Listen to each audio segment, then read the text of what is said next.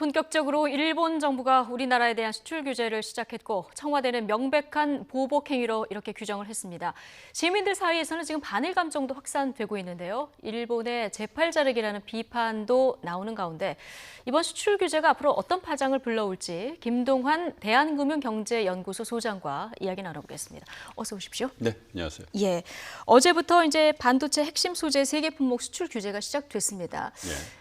앞으로는 그러면 일본에서 이런 부품들 수출을 하려고 하면은 정부의 허가를 받아야 되는 이제 거죠? 건건히 해야 되는 건건히. 거죠. 예. 원래는 이제 포괄적으로 이제 신청서를 내고 허가를 받으면 그냥 자유롭게 해오던 것을 불편하게 만든 겁니다.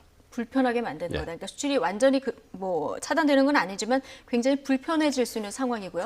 이거를 좀 아셔야 될 게요. 이게 일본 정부에서 3가지 소재에 대해서 금수 조치를 한 건 아니죠. 예. 그러니까 금수 조치를 한다는 거는 어떤 상황에서든지 일본 기업이 한국 기업에게 수출하는 걸 막는 건데 예. 이것은 금수 조치는 아니고 수출하는 과정에서 절차를 좀 복잡하게 해 놓은 거죠.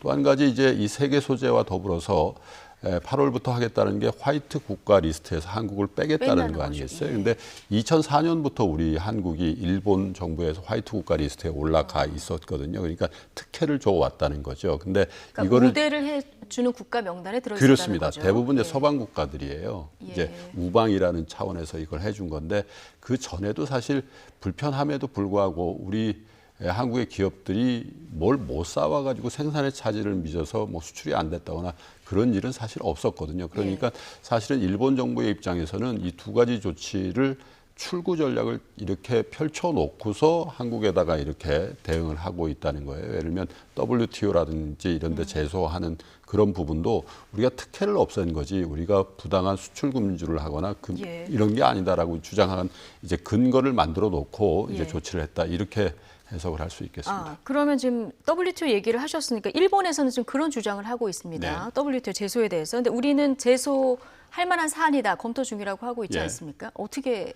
봐야 제소를 됩니까? 해야 될 겁니다. 왜냐하면 법적인 다툼은 우리의 입장과 그들의 입장이 당연히 다르겠죠. 예. 2가지 논란이 있을 수가 있어요. 하나는 WTO의 그 규범상 정치 외교적인 그러니까 어떤 양국 간의 어떤 무역상의 문제가 아닌 걸로 해서 수출을 제약한다든지 이런 거는 크게 봐서 WTO의 설립 규범에 맞지 않는다라고 우리는 충분히 주장할 수 있기 때문에 예. 승소 가능성이 있다는 거고 네. 말씀드린 것처럼 아베 총리가 직접 언급을 했습니다마는 우리가 금수 조치를 한 것도 아니고 지금까지 한국에 대해서 특례를 해오던 것을 없앤 거기 때문에 예. 이 부분에 대해서 WTO 가더라도 우리가 질 수 없다 이렇게 얘기를 한 건데 한 가지 아베 총리가 제가 볼 때는 좀 미스한 게 어떤 외교 정치적인 문제라는 것들을 인정한 언급들을 했거든요. 그렇죠. 그런 얼마 부분에 전 대해서는 토론회에서도 언급을 했습니다. 그렇습니다. 이제 그런 부분에 대해서는 그저 뭐 양국 간의 신뢰 관계 뭐 이런 정도 수준이 아니라 예. 보복이라는 어떤 그런 그 얘기를 직접 했기 때문에 그것은 WTO에 가서도 제가 보기에는 일본 정부에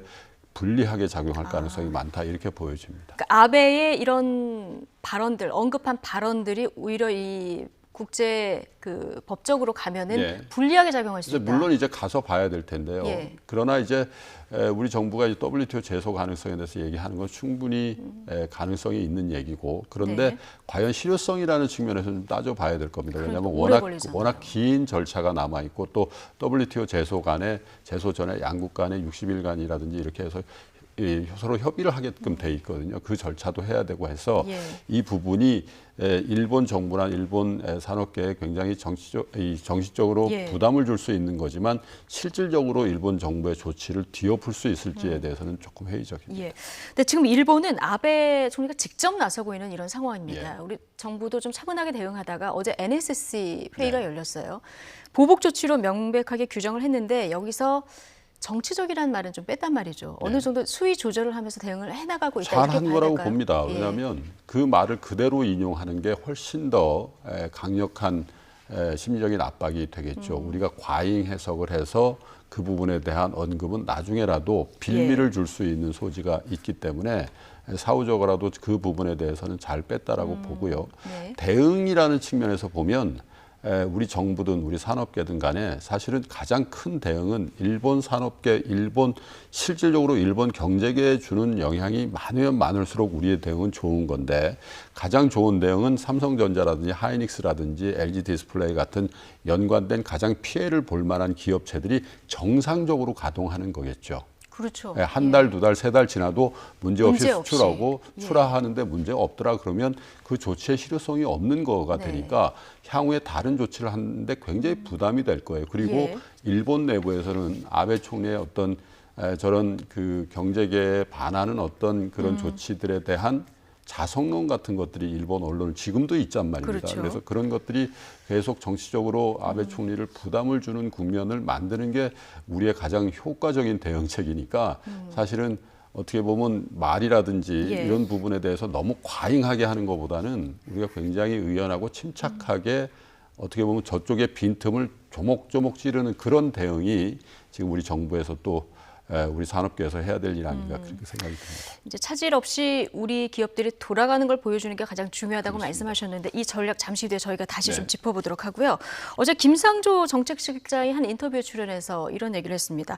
일본이 첫 번째 카드를 내놨고 우리가 바로 대응을 하면 일본은 또 두 번째 카드를 내놓을 것이고 이렇게 되면은 에스컬레이션 효과를 노린 일본 전략에 우리가 말리게 되는 것이다. 이렇게 하는 건 좋지 않다. 이런 얘기를 했거든요. 어떻게 보십니까? 그 말하고 맥락이 같습니다. 예. 금수 조치가 아닌데 우리가 섣불리 그거보다 더 강한 조치를 하면 그 다음에 일본한테 빌미를 줘서 그 다음 제품 소재 많이 있거든요. 뭐 롱리스트가 있다는 얘기를 김상조 정책시장이 바로 그렇죠. 했습니다마는 그래서 이거를 일본의 어떤 의도대로 끌려가지 않기 위해서 만약에 우리가 조치를 할 것 같으면 두 가지 트랙이 있다고 봐요. 외교적으로는 일본에 주어왔던 한국 정부의 특혜 같은 것들을 없애는 정도 선, 그 정도. 일본이 한 선을 그대로 지켜주는 정도의 대응이 유효해 보이고요. 그리고 산업부적인 측면에서는 우리 기업들에 대한 적극적인 지원 같은 거, 예를 들면 국산화하겠다, 또 대체할 수 있는 여러 가지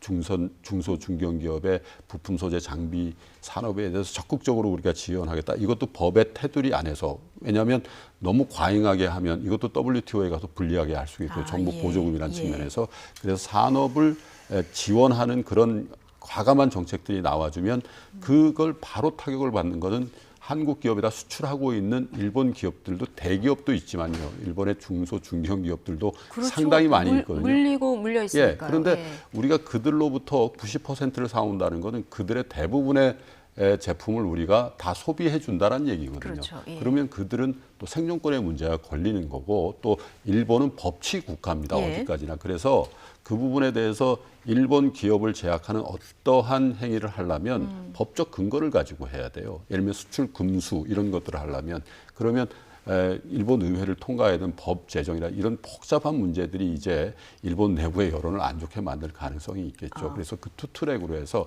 정확히 일본 정부가 한국 정부에 일본이 한국에게 한 정도 수준에서 맞춰줄 필요성이 있고 또 국내적으로는 우리 대체할 수 있는 기업들에 대한 지원책을 과감하게 보내는 게 강력한 어떤 대응책의 신호다 이렇게 보여집니다. 그렇군요. 장기적으로 가면은 일본도 여론도 그렇고 일본 기업들도 그렇고 그렇죠. 이걸 이렇게 계속 끌 수 있는 문제는 일본도 아니기 때문에 우리가 외교부 차원, 산자부 차원, 청와대 차원에서 대응할 수 있는 걸 좀 현명하게 조율할 필요가 있다. 이런 얘기로 이제 정리를 해주셨는데 지금 일본이 일단 첫 번째로 규제를 시작한 이 핵심 세계 품목이요. 당장은 돌아가고 있는데 재고로 버틸 수 있는 데는 문제가 없습니까? 글쎄 이제 업계에서 들리는 얘기로는 뭐 최장 한 3, 4개월, 짧은 거는 뭐 그 밑에라는 얘기들을 하는데 당장 이렇게 그 세계 소재들을 분석을 해보면요. 우리나라 반도체 디스플레이 전 그 품목의 생산에 차질을 주는 게 아니라 그 부분에 있어서의 어떤 특정한 제품군들에 있는데 주력 제품군을 피해가고 있어요. 예를 들면 반도체다 그러면 사실은 이제 우리가 진출하려고 하는 핵심 반도체 고사양 품위에 있는 그 반도체에 굉장히 타격을 주는데 아직은 그게 양산 체제는 아니라는 것도 있고요.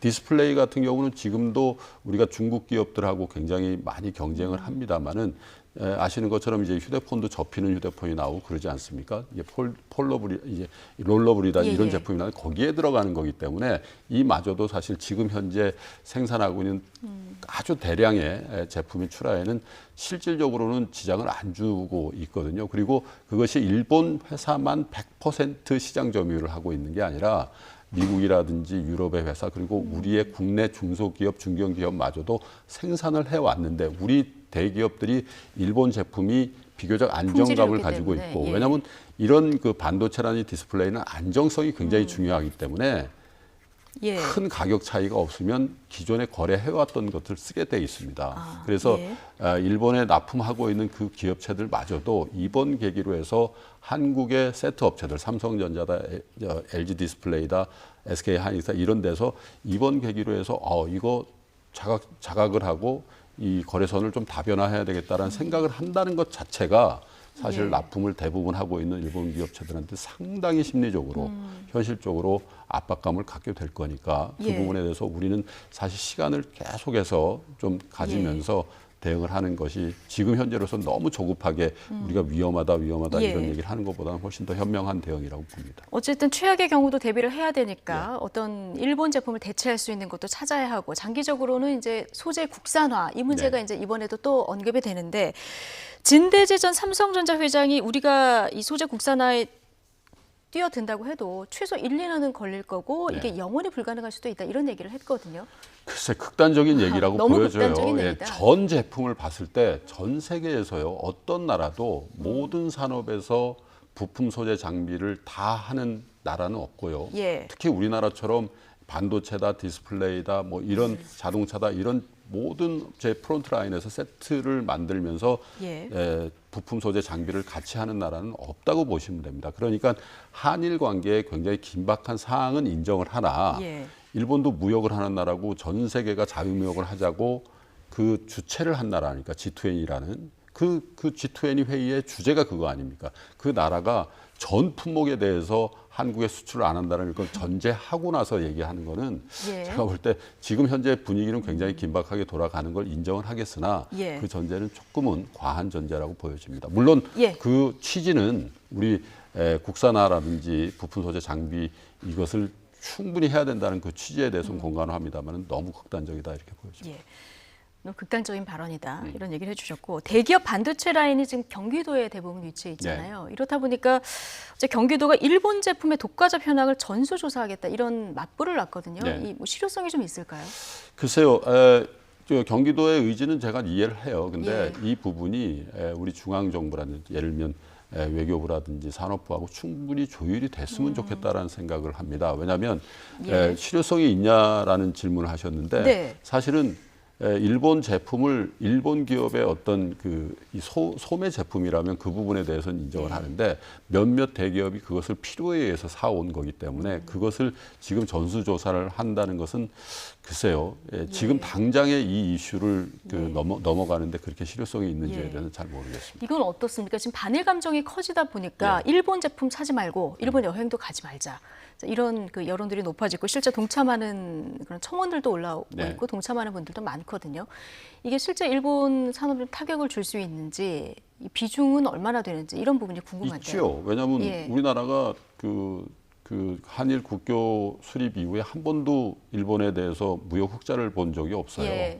지금까지 누적적으로 보면 700조가 무역 역전을 보고 있는 나라인데 관광객들만 하더라도 최근 들어서 역전이 돼서 한국 관광객이 일본에 2배 이상 가거든요. 그러니까 그 부분은 영향이 있는데 정부가 이것을 부추길 필요는 없고요. 그냥 국민들 사이에 그런 정서에 대해서 정부가 이렇다 저렇다 이게 좋다 나쁘다 해야 될 필요는 없고요. 그리고 반일 감정이 일어나는 부분 또 일본 제품의 불매 운동이 일어나는 부분에 대해서 그냥 그것은 자연스러운 민심이라고 생각하고 그냥 두고 보시는 게 좋을 것 같습니다. 저마저도 사실 그런 생각이 들게 하는 그런 상황이 벌어지고 있기 때문에요. 가급적 뭐 일본 여행 가려고 하다가 다른 데를 가는 그런 국민들의 정서를 뭐라고 하겠습니까? 알겠습니다. 근데 일본 기업 그 리스트가 돌긴 하던데 여기에 또 잘못 들어간 뭐 우리나라 기업들도 있고 이래서 이런 피해는 없도록 좀 조심을 해야 될 것 같다 이런 생각은 듭니다. 자, 지금까지 김동환 대한금융경제연구소 소장과 이야기 나눠봤습니다. 오늘 고맙습니다. 네, 고맙습니다.